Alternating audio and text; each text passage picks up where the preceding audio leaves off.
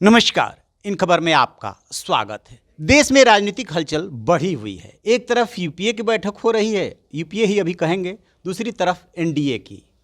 और असली जोर आजमाइश हो रही है कि 2024 का आम चुनाव कैसे जीता जाए।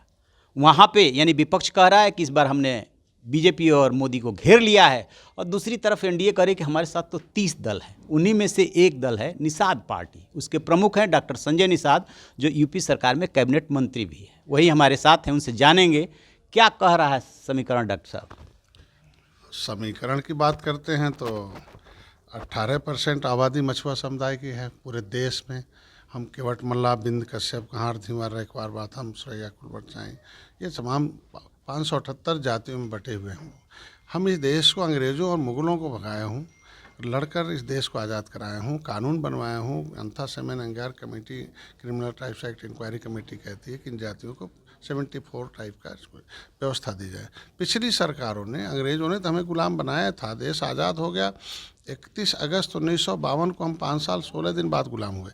पिछली सरकारों ने इन्हें कुछ नहीं पूछा, कोई मछुआरों के लिए नहीं। 67 साल में केवल 3000 करोड़ रुपया दिया था केंद्र सरकार ने।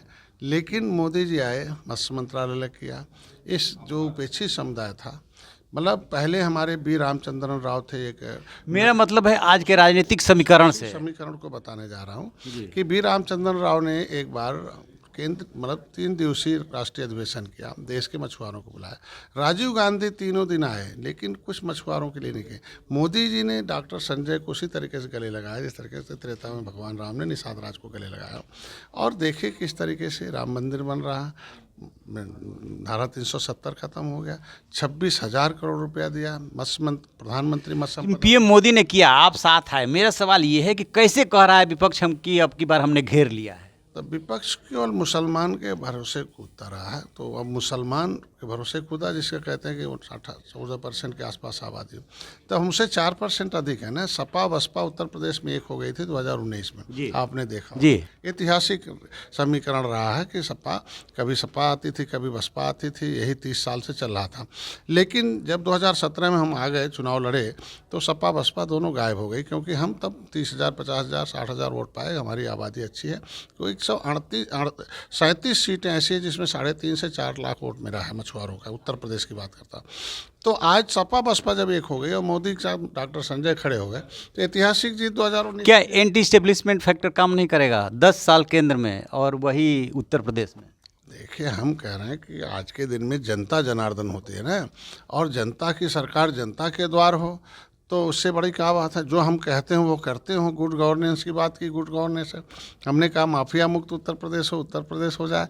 आज के दिन में गुंडा राज खत्म हो जाए। तो ये सारे काम हुआ, और हर जाति हर धर्म को बिना भेदभाव के अगर हम किसी योजना को बनाकर धरातल पहुंचाते हों। भाई, पहले की सरकार भी अनाज दे सकती थी, पहले की सरकार भी मकान दे सकती थी, पहले की सरकार भी इलाज करा सकती थी, लेकिन नीयत सही नहीं थी ना। तो अगर नीयत अगर पहले के प्रधानमंत्री कहते थे हम 100 रुपये भेजते हैं, 85 बीच में खा जाते हैं, 15 पहुंचता, और सीधे आज प्रधानमंत्री सीधे यहाँ से डालते हैं डीबीटी, सीधे खाते में जाता है। सपा की क्या स्थिति रहने वाली? आप तो उत्तर प्रदेश के हैं, उत्तर प्रदेश में ही आपके एक बेटा सांसद है, एक बेटा विधायक हैं, आप मंत्री हैं।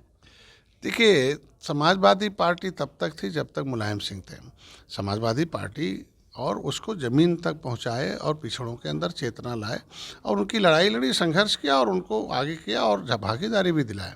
लेकिन आज के दिन में जो समाजवादी पार्टी में जो नेता हैं, वो उनके सलाहकार ऐसे हैं कि अब वो समाजवादी पार्टी की जो नीति और निर्देश और जो नीति बनी थी, जो मिशन था, जो विजन था, जो विचारधारा थी, अब उससे कोसों दूर है। अब वहाँ भाड़े के पहलवान आ गए हैं, और भाड़े वाले जितना भाड़ा पाते हैं उतना देर ले जाते हैं। भाड़ा ख़त्म हो गया, वहाँ ख़त्म हो गया, तो अब वो सूखा दिया, तो सूखे पेड़ में कितनों पानी। अच्छा, इस बार उत्तर प्रदेश में एनडीए कितना? हमको कहते हैं कि आप देखो ना कि हम लोग पहले था कि सपा आए, बसपा जाए, भाजपा आए, ये मतलब आने जाने का सिलसिला 37 बरस तक चला। लेकिन जब डॉक्टर संजय निषाद पार्टी आ गई, तो आज देखे होंगे कि फिर दोबारा 37 बरस बाद फिर से योगी जी को मुख्यमंत्री उत्तर प्रदेश में आए। ऐतिहासिक जीत मिली 2000, जब से मैं आया हूँ। 2014 में मैं पहली बार चुनाव लड़ाया और चौधरी पहली बार आया कि उत्तर प्रदेश से कांग्रेस साफ हो गई और सपा हाफ हो गई, बसपा भी साफ हो गई। 2017 में हम आए, अब देखो कि कांग्रेस और बसपा साफ हो गई और सपा हाफ हो गई, भाजपा माफ हो गई। एक बात और कहा जा रहा है कि अब जाकर के बीजेपी को एनडीए की याद आई है। इसके पहले कब एनडीए की बैठक हुई थी जिसमें आप गए थे? मैं कहता हूँ इससे पहले भी, जो 2022 से पहले भी बैठक हुई थी, जब चुनाव से पहले जब चुनाव आता है तभी याद आता है। चुनाव नहीं, उससे बीच में भी अलग अलग जब उनके जो समस्याएं हैं, क्योंकि पूरे प्रदेश के लोगों को जब ज़रूरत होगी तभी चुनाव लड़ेंगे। तो 2022 से पहले हम लोग बैठक हुई थी, बीच में जब भी गृह मंत्री हैं, प्रधानमंत्री हैं और राष्ट्रीय अध्यक्ष हैं, तो अलग अलग जो विचार, अलग अलग मुद्दे हैं पार्टियों के, तो उनके लिए अलग अलग बैठकें हैं, तो अलग अलग बैठक होती रही। एक लास्ट सवाल, आप साफगोई से बात बोल जाते हैं, क्या बीजेपी घिर गई है जो अब घटक दलों की याद आ रही है? नहीं, घटक दलों की याद कहाँ है। मेरे घटक दल तो भाई किसी तरह से चले गए, वापस आ रहे हैं, तो उन्हें सम्मान है ना, अगर विचारधारा से सहमत हैं। आज के दिन में हम लोगों को कोई घेरने की बात नहीं है, गिरने नहीं, वो सब गिरने वाले लोग हैं, गिरे लोग हैं। गिरे लोग जो है क्या, जिसको सरकार, जिसकी सरकार गिर गई हो, जिसकी पार्टी गिर गई हो, जिसको जनता ने गिरा दिया हो, वो किसको घेर सकता है? यहाँ तो ये शेरों की फौज है। ये लोग जो हैं, ये जो उनका मैसेज है, ये मैसेज देना चाहते हैं कि पूरे राष्ट्र में नेतृत्व केवल मोदी कर सकते हैं। पिछड़ों के लिए पिछड़ा वर्ग आयोग बना सकते हैं, निषादों के लिए भी कुछ कर सकते हैं, हर जाति धर्म के लिए कर सकते। तो ये तरीके से राष्ट्रवाद जो है मोदी में अंदर है कि हम अर्थव्यवस्था में 5वें नंबर पर लाएं, G20 का नेतृत्व करें और हर जाति धर्म के बारे में सोचकर काम करें। ये मतलब आस है। इसकी वजह से हम घिरा नहीं कहेंगे, वो लोग तो गिरे हैं, हम लोग खड़े लोग हैं, शेर के तरह काम। चलिए, ये कह रहे हैं संजय निषाद जी कि हम मोदी जी शेर की तरह काम कर रहे हैं। देखते हैं क्या होता है, बहुत दूर नहीं है। रहिए न बेखबर, देखते रहिए इन खबर। धन्यवाद।